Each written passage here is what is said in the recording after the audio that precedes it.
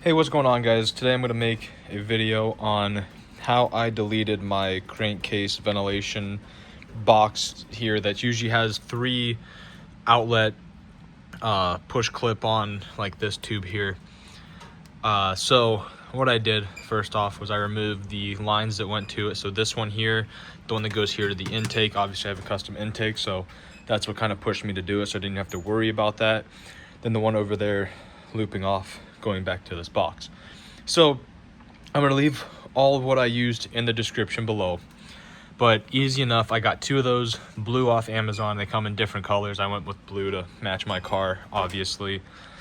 And then the tube down below that has the line that goes all the way down to the oil pan as the other part of the ventilation system, I used a M22 by 1.5 plug. I got a plug that was fully solid through and works great. I don't have any leaking issues with it. I still have everything off the car right now, trying to just make sure it doesn't leak. I've started it a few times, haven't drove it.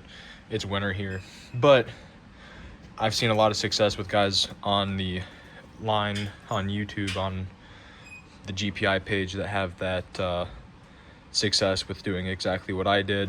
Obviously it cleans up your engine bay, makes it look better. There's still a ton of lines and wire harnesses and things like that, but just to clean up everything up around here, it looks a lot better. Getting rid of that box there looks amazing. So if you guys have any other questions, leave them down below, but that'll be all for this video. Thanks. Bye.